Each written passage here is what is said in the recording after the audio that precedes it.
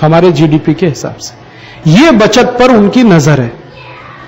वो ये कहते हैं कि हिंदुस्तानी लोग ये बचत कहीं तो रखेंगे, तो कहीं रखने में सबसे बड़ा है बैंक, बाद में आती है बीमा कंपनियां, बाद में आती हैं और दूसरी सर्विसेज। तो वो कहते हैं कि पूरा पैकेज लेके हिंदुस्तान में घुसो, बैंक भी लेके आओ, बीमा कंपनियां भी लेके आओ, दूसरी संस्थाएं भी लेके आओ, ताकि हिंदुस्तानी लोगों के पास ये जो बचत की पूंजी है ये भारत की हमारे हाथों में आए और उस पर उनको भरपूर प्रॉफिट कैसा, वो आपकी ही बचत आपके ही देश में इन्वेस्ट कराते जाएं और उस पर से जो मुनाफा निकालते जाएं, वो भी बहुत है। और मैं तो कई बार ये हिसाब देखता हूं कि वो कुछ ना करें, भारत में आके अपने ऑफिस ही खोलें और वहां से पैसा लाके यहां रखना शुरू कर दें, तो यहां जो सेविंग्स के रेट हैं वो उनसे 4 गुने ज्यादा है। 1.5-2% के जो सेविंग्स रेट है सामान्य रूप से, वो यहां 5, 5.5, 6% है। तो वहां से पैसा लाना, भारत में रखना, तो इसी में कमाई है, घाटा क्या है आप बताओ। वहां 1.5% देना है, 2% देना है, यहां 5, 5.5% मिल रहा है। 3% का फायदा तो बहुत बड़ा फायदा होता है बैंकिंग सेक्टर में, हजारों करोड़ में होता है वो तो हमारी ही सेविंग से मुनाफा कमा के लूट के ले जाएं और हमने जो उनको दे रखा है जमा रखने के लिए, वो जरूरत पड़ने पर हमारे देश के काम ना आए। अभी सुनामी में जरूरत थी, मना कर दिया उन्होंने। गुजरात भूकंप में जरूरत थी, मना कर दिया उन्होंने। कारगिल युद्ध में जरूरत थी, मना कर दिया। तो ऐसे ग्लोबलाइजेशन, लिबरलाइजेशन का फायदा क्या, जो देश को 1% भी मदद नहीं करे कहीं भी। अब इसमें सबसे बड़ा जो कुतर्क चल रहा है हिंदुस्तान में विदेशी कंपनियों के और सर्विसेज के फेवर में, कि भारत की बैंकिंग सेक्टर या भारत की इंश्योरेंस कंपनियां सर्विसेज नहीं देती है। ये एक हवा चली है और ये हवा बहुत तेजी से चली है। इस हवा में अच्छे अच्छे लोग प्रभावित हैं। अच्छे अच्छे से मतलब हमारे साथ रात दिन काम करने वाले कार्यकर्ता भी इस हवा में प्रभावित है। विदेशी बैंकें बहुत सर्विसेज देती हैं, ये कभी ध्यान नहीं देते कि सर्विसेज क्या देती है। जैसे मैंने थोड़ी देर पहले आपसे कहा कि सुनामी भूकंप में जितने लोग मरे, हमारे प्रधानमंत्री ने कहा कि इनको बैंकों में नौकरी दे दो, इनके परिवार के जिंदा बचे हुए लोग। कोई विदेशी बैंक देने को तैयार नहीं, भारत की बैंकें दे रही। और कई बैंकों में मैं जाके आया, अंडमान में लायकियत नहीं है, उनका बेटा या बेटी 18-20 साल के हैं, लेकिन 9वीं पास भी नहीं है, 10वीं पास भी नहीं है, फिर भी बैंकों ने रख लिया। चलो चपरासी का काम तो करेगा, लेकिन चपरासी की भी पगार महीने की 6,000 रुपए, तो 6,000 रुपए जिंदगी भर के लिए फिक्स हो गया। उनकी ट्रेनिंग करा रहे हैं, नौकरी दे दी उनको, जो एक भी विदेशी बैंक देने को तैयार। तो हम कहते हैं उनकी सर्विसेज अच्छी है। क्या सर्विसेज अच्छी है? बस यही ना कि वो एक लड़की बैठी है उनके रिसेप्शन पे कम कपड़े पहने हुए जो मुस्कुराती रहती है, ये सर्विसेज थोड़ी होती है। सर्विसेज ये होती है कि जरूरत पड़ने पर हिंदुस्तान के हजारों लोगों को नौकरी दे दिया उन्होंने।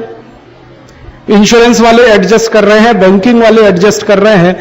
और मैं वहां स्टेट बैंक वालों से मिला था मद्रास में, मैंने पूछा आप ये जो गांव गोद ले लिया है इसमें कहां से खर्चा ला रहे हैं? उन्होंने कहा हमने सबसे सैलरी का एक महीने का इकट्ठा करके, उनकी भावना देखो कि हमारे भाई हैं, तो अपने अपने सैलरी के पैसे इकट्ठा करके घर बना के दे रहे हैं, नौकरी उनको दे रहे हैं, ट्रेनिंग दे रहे हैं, कंप्यूटर सिखा रहे हैं, टाइपिंग सिखा रहे हैं, ये सिखा रहे हैं।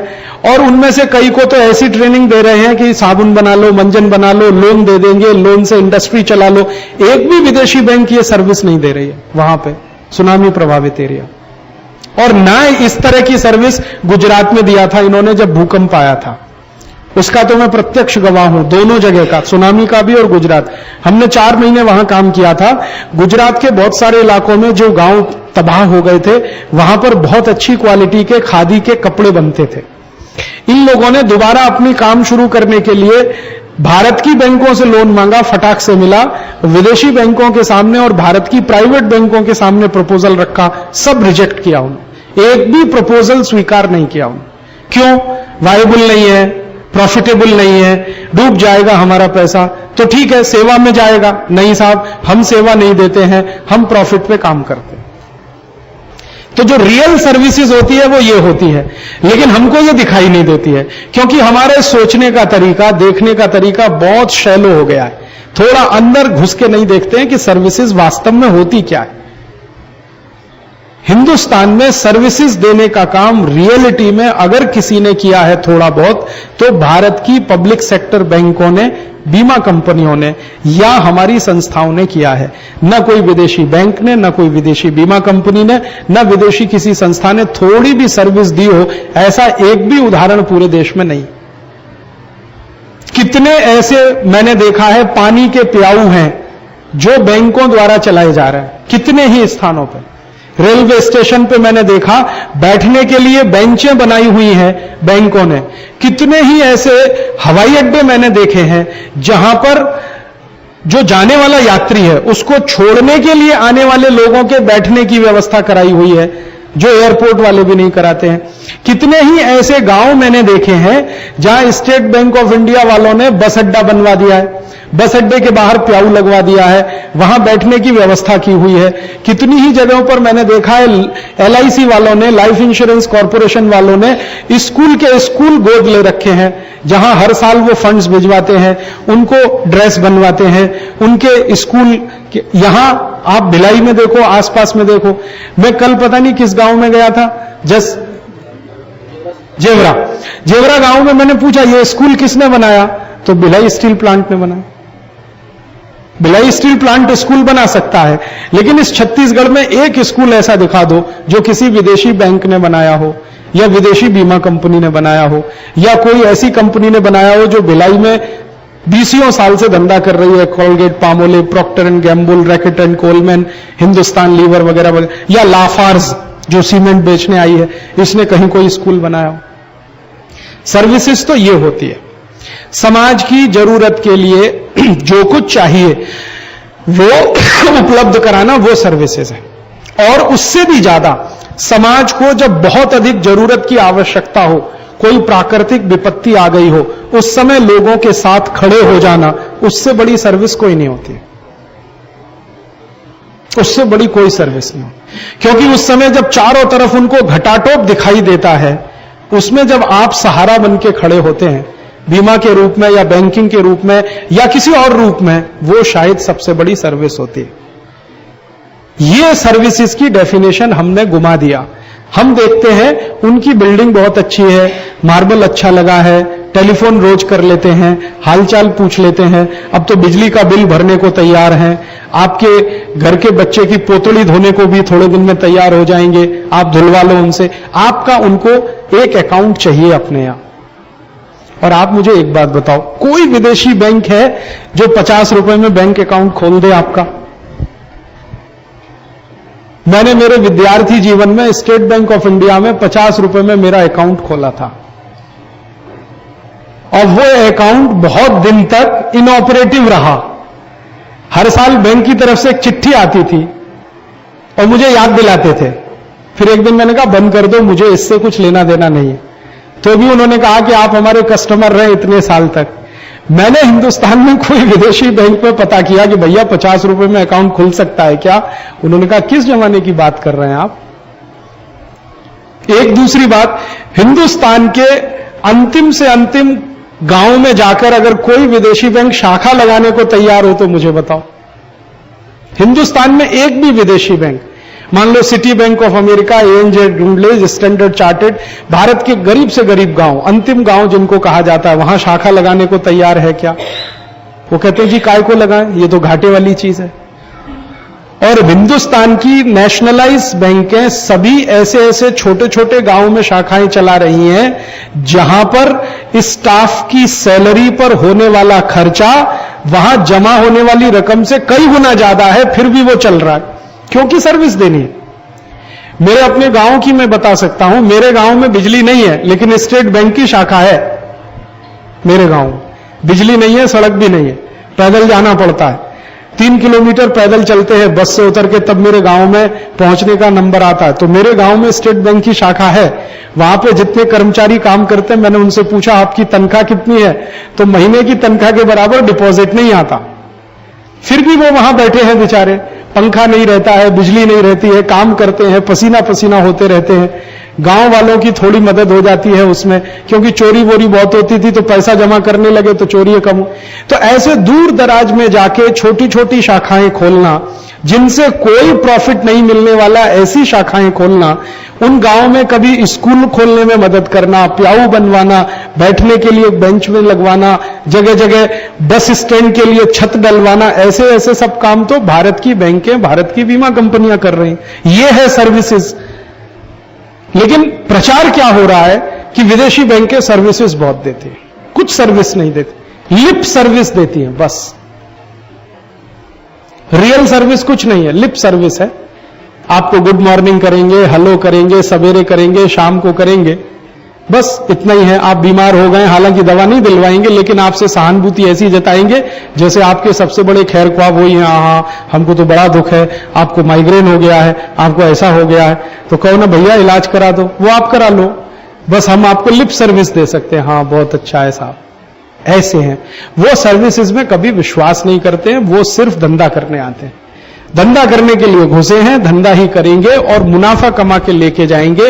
वो मुझे सबसे ज्यादा तकलीफ देता है कि हमारे खून पसीने की कमाई हम उनके यहां जमा करें, वो हमारे ही काम ना आए। हिंदुस्तान की सभी बैंकें, सभी बीमा कंपनियां सरकार को हर साल नेट प्रॉफिट देती हैं, आप जानते हैं। वही नेट प्रॉफिट पंचवर्षीय योजना के काम आता है, वही उसी से सारी हमारे देश की योजनाएं बनती हैं विकास की। पता नहीं कितनी बैंकों के, कितनी बीमा कंपनियों के दिए गए प्रॉफिट के पैसे से हिंदुस्तान में कितनी सड़कें बनी। ये जो बिजली घर चल रहे हैं ना हिंदुस्तान में, पावर हाउसेस, सबसे ज्यादा पैसा इनमें LIC GIC का लगा हुआ है, लाइफ इंश्योरेंस कॉर्पोरेशन का। इसी तरह से हिंदुस्तान में ये जो कम खर्चे के घर बनाने की योजनाएं जो भारत सरकार ने बनाई है ना, जिसमें आज तक शायद 10 या 12 लाख घर बन चुके हैं अलग अलग स्थानों, ये सब LIC GIC और बैंकों के पैसे का है। कोई विदेशी बैंक ने मदद नहीं की है इसमें। तो रियल सर्विसेज तो हमारे ही लोग देंगे, क्योंकि वो हमारे अपने हैं, उनको हमारा दुख दर्द भी समझता है। अब उसमें क्या होता है, हम छोटी बातों में ज्यादा फंसते हैं। छोटी बात कैसी, हम कहते हैं जी स्टेट बैंक वाले जाते हैं तो हमको नमस्ते नहीं करते, प्रणाम नहीं करते, हमारा मुस्कुरा के स्वागत नहीं करते, वगैरह वगैरह। वो कहते हैं बड़े मैकेनाइज तरीके के काम करते हैं। ठीक है, अब ये छोटी बात में हम फंसे हैं। इससे बड़े काम जो वो कर रहे हैं वो हम छोड़ देते हैं सर। कभी हमने पूछने की कोशिश की है कि ये स्टेट बैंक वाले क्यों नहीं मुस्कुरा पाते? इसलिए नहीं मुस्कुरा पाते कि उनके ऊपर काम का बोझा इतना है कि वो चाहे भी तो नहीं मुस्कुरा सकते।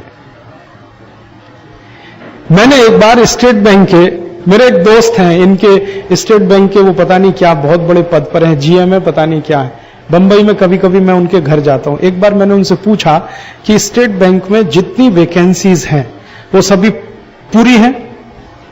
उन्होंने कहा नहीं नहीं राजीव भाई पूरी नहीं है। फिर मैंने कहा ये काम कैसे चल रहा है? उन्होंने कहा ऐसे चल रहा है कि एक आदमी से 3 आदमी का काम ले रहे हैं। मैंने कहा फिर तो वो मुस्कुराने से रहा, आपने गधा बना दिया, उसको बैल बना दिया, वो है कैसे मुस्कुराएगा? एक आदमी को सैलरी दो और 3 आदमी का काम निकालो तो तेल निकाल रहे हो आप तो उसका। तो उन्होंने कहा हम क्या करें, ग्लोबलाइजेशन के जमाने में यही सब करना पड़ता है।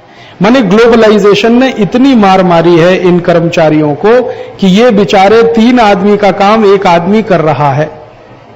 फिर मैंने उनसे पूछा कंप्यूटर आ गया आपके यहां तो बहुत लाभ हो गया, सुविधा? उन्होंने कहा कुछ सुविधा नहीं हुई है, कोई सुविधा नहीं हुई है, बहुत सारे टेंशन और बढ़ गए हैं। वायरस घुस जाता है, कभी कुछ हो जाता है, कभी फेल हो जाता है, कभी नेटवर्क फेल हो जाता है। एक जगह तो उन्होंने मुझे यहां तक मान लिया कि हम पहले मैनुअल रजिस्टर बनाते थे, वो अच्छा था, समय भी कम लगता था, काम भी आसानी से होता था और पक्का होता था, और उसमें ट्रेनिंग होती थी। रियल ट्रेनिंग तो वही होती है ना अकाउंट बनाने की। तो वो रियल ट्रेनिंग लेके आदमी जब जाता था तो उसको ज्ञान पहले से ज्यादा होता था और वो चाहे तो दूसरों को बांट सकता था। लेकिन अब जो कंप्यूटराइजेशन हुआ है, ज्ञान जो है ना विशेषज्ञता का हो गया है, उसकी ट्रेनिंग बंद हो गई। तो हम कई बार शिकायत करते हैं जी बैंक वाले रूड व्यवहार करते हैं। रूड व्यवहार करते हैं इसलिए कि उनके साथ वहां जो व्यवहार हो रहा है वो बहुत खराब, और इतना खराब हो गया है बैंकों के अंदर का माहौल। मेरे बहुत सारे दोस्त हैं, मैं उनसे कहता हूं तुम लोग प्रमोशन पे क्यों नहीं जाते हो? कहते हैं प्रमोशन पे जाना और बड़ा तकलीफ का काम। इसलिए कहते हैं प्रमोशन नहीं चाहिए। हिंदुस्तान में अकेला सेक्टर है बैंकिंग सेक्टर जहां के कर्मचारी प्रमोशन से दूर भागते, हमें नहीं चाहिए, तुम रखो तुम्हारे पास। कारण क्या है? तकलीफ और बढ़ती है, उनको परेशानियां और बढ़ रही। तो उनकी जो तकलीफें हैं वो हमें समझ में नहीं आती। हम क्या मानते हैं कि वो मुस्कुराते नहीं हैं, हमको ठीक से अटेंड नहीं करते हैं, झल्लाते बहुत हैं, उनको गुस्सा बहुत आता है। उसके कारण बहुत हैं। उनमें सबसे बड़ा कारण है बैंकिंग सेक्टर में काम करने का माहौल दिन ब दिन खराब हुआ है। और माहौल खराब होने का सबसे बड़ा कारण है पोस्टें खाली पड़ी हैं, काम बहुत है, करने वाले लगातार कम हो रहे हैं, नई भर्तियां बिल्कुल बंद है, करीब करीब बंद है। और लोड कितना बढ़ गया है? पहले जो नंबर ऑफ अकाउंट्स होते थे उससे कई गुने ज्यादा हो गए। जनसंख्या का जैसा ग्रोथ है वैसे ही अकाउंट खुलने का ग्रोथ बढ़ रहा है। अब उनको अकाउंट तो खुलवा लिया, किसी ने 50 रुपए में, किसी ने 100 रुपए में।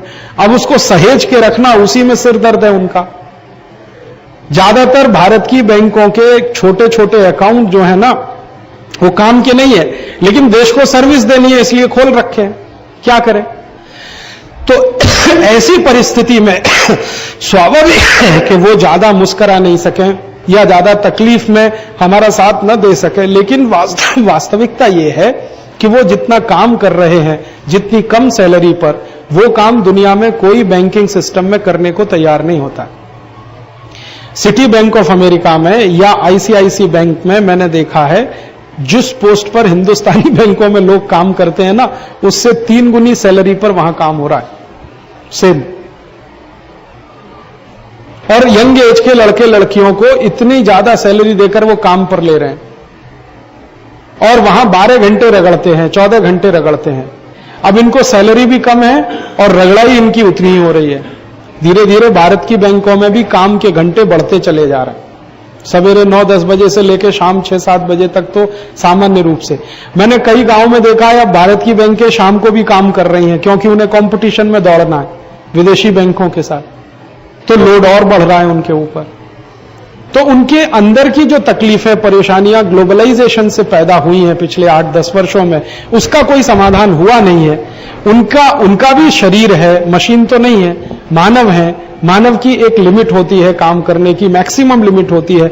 आप उससे ज्यादा उससे काम कराओ तो टूटने वाला है, अंदर से बिखरने वाला है। तो ज्यादातर बैंक अधिकारी आपको चिड़चिड़े मिलेंगे, बैंक के क्लर्क तो और भी ज्यादा चिड़चिड़े। ऐसे कंडीशन में भी अगर मुस्कुराते हुए वो मिलें तो आप समझना धन्य भाग आपके।